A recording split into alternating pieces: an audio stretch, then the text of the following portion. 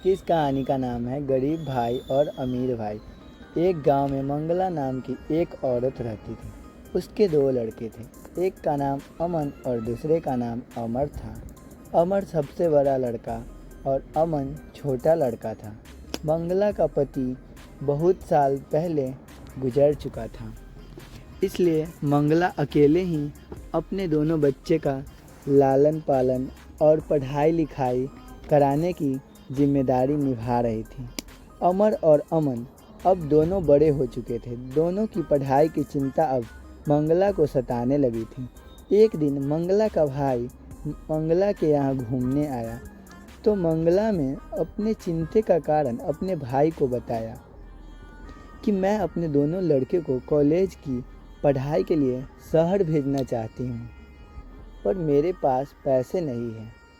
तब मंगला के भाई ने कहा कि मेरे पास भी पैसे नहीं हैं, लेकिन मैं तेरे एक लड़के को पढ़ा सकता हूँ।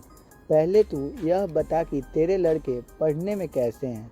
तो मंगला ने कहा, बड़ा वाला लड़का पढ़ने में तो अच्छा नहीं है, लेकिन छोटा वाला लड़का अमन पढ़ने में बहुत अच्छा है और होशियार है।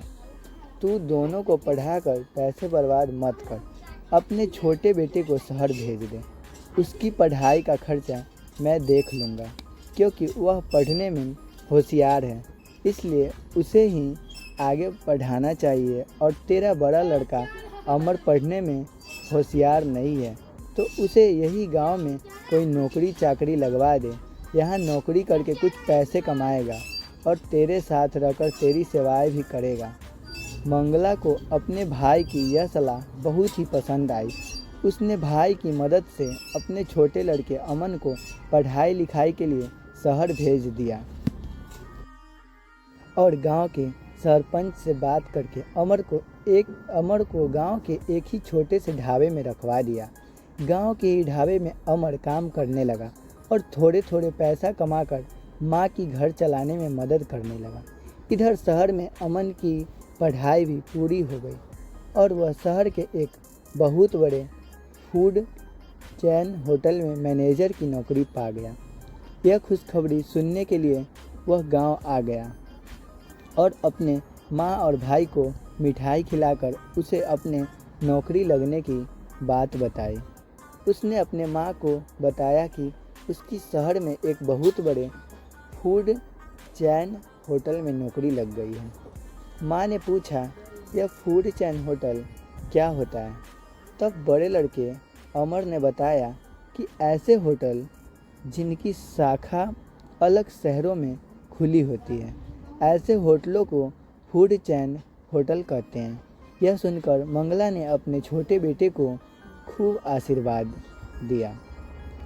अगले ही दिन अमन अपने बड़े भाई और माँ को लेकर शहर आ गया और तीनों मिलकर शहर में रहने लगे। एक दिन शाम को काम ख़त्म करके अमन जब घर आया तो उसने अपने बड़े भाई और अपनी माँ को बताया कि आज रात को हमारे होटल के बॉस हमारे यहाँ डिनर के लिए आ रहे हैं।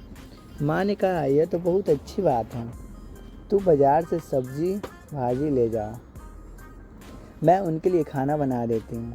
तो अमर ने माँ को मना कर दिया कि माँ तेरी तबीयत ठीक नहीं रहती है, इसलिए अमन के बॉस के स्वागत के लिए मैं खाना बना दूँगा।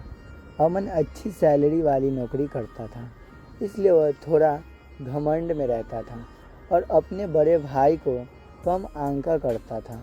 उसे लगता था कि उसके भाई को कुछ नहीं बनता और वह हमेशा गरीब का गरीब ही रहेगा। अमन ने ताजुब से बोला कि तुम खाना कब सीख गए और क्या तुम से खाना बनता भी है? तब अमर ने कहा, हाँ, मैं गांव के एक छोटे से ढाबे में काम करता था, वहाँ रहकर मैंने खाना सीख लिया। तुम चिंता मत करो, तुम्हारा बॉस जब मेरे हाथ का बना खाना खाएगा तो उंगलियां चाटता रह जाएगा। तभी दरवाजे का डोर बेल बजा तो अमर ने कहा, देखो अमन, लगता है तुम्हारे बॉस आ गए, मैं दरवाज़ा खोलता हूँ। अमन ने तुरंत अमर को रोका और कहा कि तुम्हारे पास कपड़े पहनने के सलीके नहीं हैं। तुम गरीब और अनपढ़ की तरह कपड़े पहनते हो, इसलिए तुम दरवाज़ा मत खोलना, वरना बॉस को लगेगा कि हम लोग कितने पिछड़े लोग हैं। और जब तक बॉस रहेंगे तो तुम बॉस के सामने मत आना, किचन में ही रहना। अमर को अमन की बातें सुनकर थोड़ा सा बुरा लगा, लेकिन फिर उसने सोचा कि उसका भाई पढ़ा लिखा है तो सही बोल रहा होगा। अमन बॉस के अंदर लेकर आया और अपनी माँ से परिचय करवाया। कुछ देर बातचीत होने के बाद बॉस को खाना परोसा गया। बॉस ने खाना खाया तो उसे खाना बहुत पसंद आया और उसने खाना की बहुत ही तारीफ़ की। इसके बाद उसने अमन से पूछा कि खाना किसने बनाया है। अमन कुछ बोल पाता उसके पहले ही मंगला ने बताया कि यह खाना मेरे बड़े बेटे अमर ने बनाया है। वह खाना बहुत ही स्वादिष्ट बनाता है। बॉस ने अमन की ओर देखा और बोला, तुम अपने भाई से तो मुझे मिलवाए ही नहीं।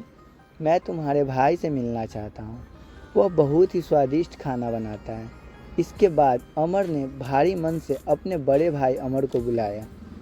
अमर के आते ही बॉस ने अमर की खूब तारीफ़ की और उसे अपने होटल में मुख्य हलवाई के रूप में नौकरी देना चाहा और कहा कि अगले दिन होटल आकर तुम्हें एक स्वादिष्ट खाना बनाना होगा।